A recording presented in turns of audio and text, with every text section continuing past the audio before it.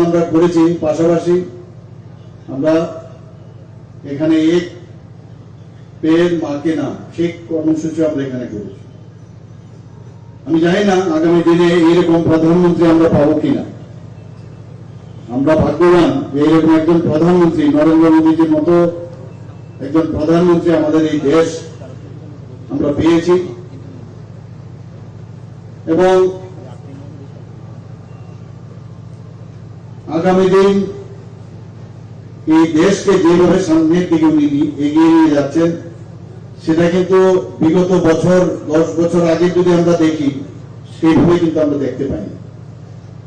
মাননীয় প্রধানমন্ত্রীজি যখনই ওনার কার্যভার গ্রহণ করেন, আপনারা সবাই জানেন যে 3 তালাক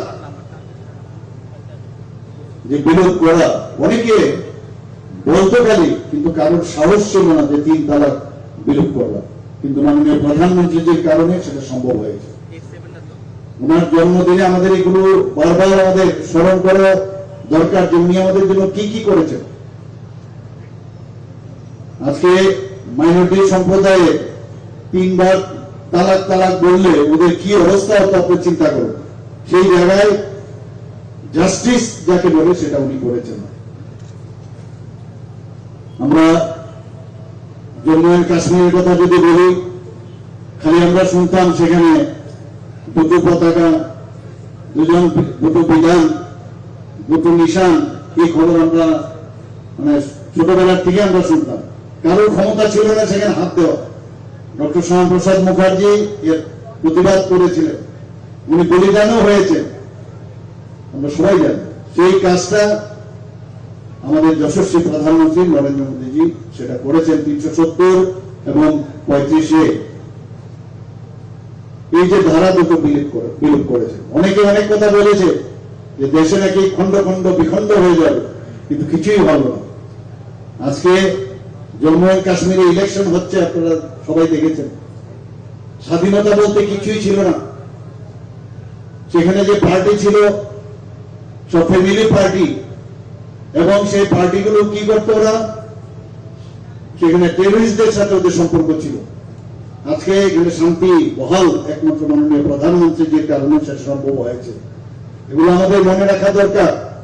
নর্থ ইস্টের কথা যদি বলি, আমরা কি অবস্থা ছিল নর্থ ইস্টে, প্রায় 11টার উপরে আমাদের এখন পর্যন্ত নর্থ ইস্টকে যাতে সেখানে উগ্রবাদী যে অবস্থা ছিল তার থেকে মুক্তি দেওয়ার জন্য অ্যাকর্ড হয়েছে 11টার মধ্যে। ত্রিপুরার জন্য আপনারা দেখেছেন কিছুদিন আগে এনএলএফটি এবং এটিটিএফ এর সাথে আমাদের চুক্তি হয়েছে। আমরা চাইছি যে সব জায়গায় নর্থ ইস্ট রিজনে প্রধানমন্ত্রীজি যেভাবে চাইছেন যেখানে শান্তি বহাল হোক, এবং সেটাই হয়েছে। আমি যখন মুখ্যমন্ত্রীর সম্মেলনে আমি যাই নর্থ ইস্টের, সেখানে আমি দেখেছি মুখ্যমন্ত্রী যখন আমরা একসাথে বসি, ওনারা কি বলেন, ওনারা বলছেন এতদিন পরে আমাদের মনে হচ্ছে যে উই আর অল ইন্ডিয়ান। আগে কিন্তু সেটা ফিল করতো না, এটা অন্যরকম একটা বাতাবরণ ছিল। আগের যারা সরকার, কংগ্রেসী সরকার, তাদের সময়ে এইগুলোর বাতাবরণ সেখান থেকে কেউ দৃষ্টি দেয়নি। নর্থ ইস্টে যেরকম বলা সেরকম কর। নর্থ ইস্টের রাস্তাঘাট থেকে ন্যাশনাল হাইওয়ে, কিলা মডেল যেটাকে বলে, সব জায়গায় করেছে। ন্যাশনাল হাইওয়ে, ইন্টারনেট, রেলওয়ে এবং ওয়াটারওয়ে, সব দিকে আজকে প্রধানমন্ত্রীর জন্য সেটা সম্ভব হয়েছে।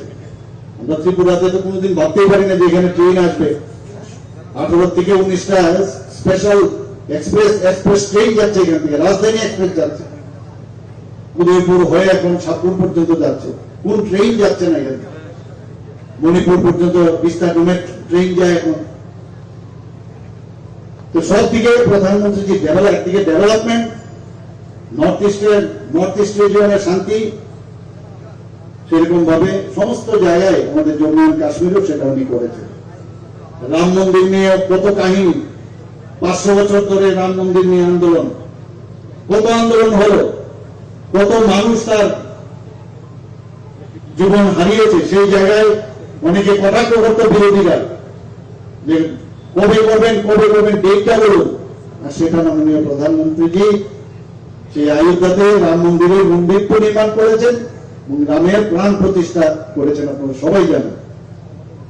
এবং সেটা একমাত্র সম্ভব হয়েছে আমাদের এই যশস্বী প্রধানমন্ত্রী নরেন্দ্র মোদীজির জন্য। কথায় কথায় ভারতবর্ষকে আক্রমণ, আমাদের আর্মি বিএসএফ এর জওয়ানদের গলা কেটে ভারতবর্ষে ফেলে রাখতো, পার্লামেন্টে আক্রমণ, এই পাকিস্তান থেকে সব উগ্রবাদদের পাঠাতো, এক্সট্রিম অবস্থা ছিল। সেই জায়গায় যখন সার্জিক্যাল স্ট্রাইক মাননীয় প্রধানমন্ত্রী করলেন, এয়ার স্ট্রাইক যখন করলেন, তারপর থেকে আর রা শব্দ নেই। কিন্তু এগুলো আমাদের ভাবতে হবে আজকের দিনে, ওনার জন্মদিনে আমাদের জন্য কি উপহার দিয়েছেন, লম্বা লিস্ট। উনি যদি বলি যে কি না করেছেন উনি আমাদের জন্য, আজকে সুরক্ষা যদি না থাকে তাহলে আমাদের যে ডেভেলপমেন্ট সেটা কোনোদিনই সম্ভব হয় না। চাইনা আমাদের কথায় কথায় আমাদের প্রচুর হাজার হাজার বর্গ কিলোমিটার এখনো চাইনার সাথে যুক্ত হয়ে আছে। এখন কিন্তু চাইনা আমাদেরকে বেশি যে কথায় কথায় চলে আসতো, আমাদের জায়গায় এসে উপভোগ করতো, সেটা কিন্তু দেখা যায় না।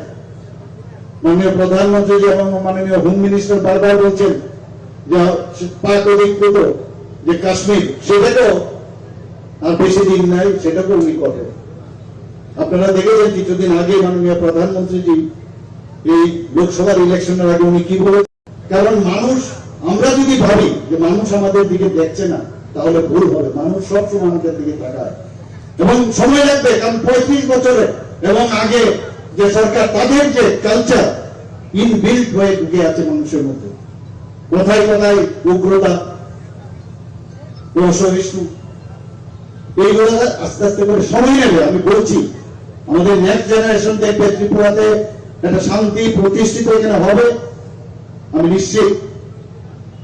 যেখানে যেখানে এই কমিউনিস্টরা রাজত্ব করেছে, আজকে ত্রিপুরাতে দেখুন, পশ্চিমবঙ্গে দেখুন, কেরালা, 3 জায়গায়, আর কোথাও নেই কিন্তু এরকম।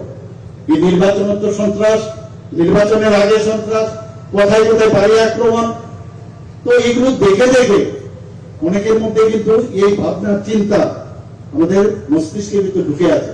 আমরা ভাবি এটাই যদি রাজনীতি, তো এর থেকে আমাদের বেরিয়ে আসতে হবে।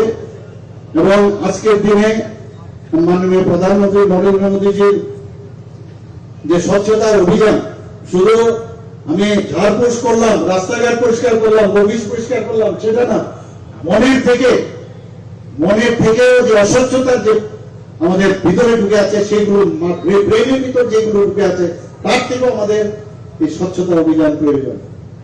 রাজনীতি হোক, কাজকর্মে হোক, সব জায়গায় এই স্বচ্ছতা অভিযান দরকার।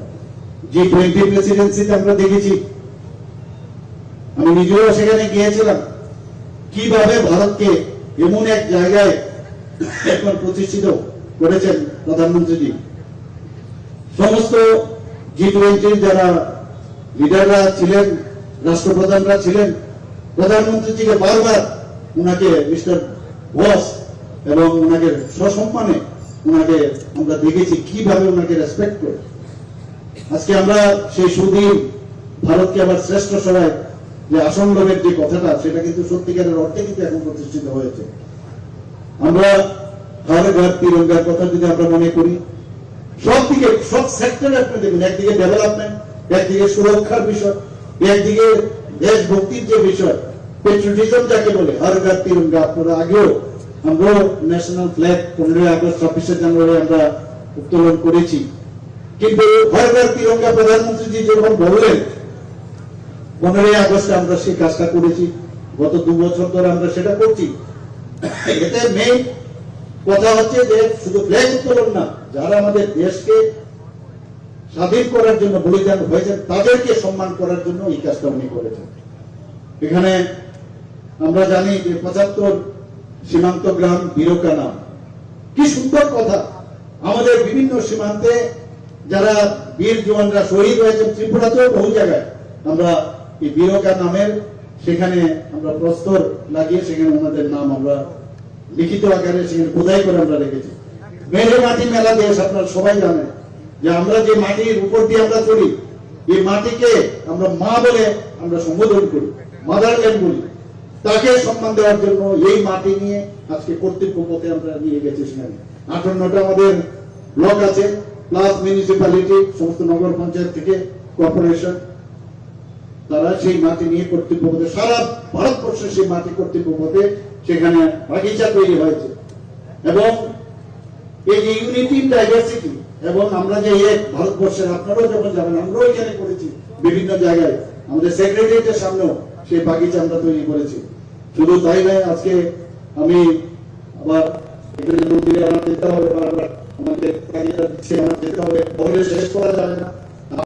খাকসাহা যতন রাজাহানি খুব চ্যানেল বাই খুঁয়ে তোনে রন ট্রে ভিডিও তা মাইসন এন বা পন্দাও নাং আইন চ্যানেল বাই খুঁয়ে তোন্দি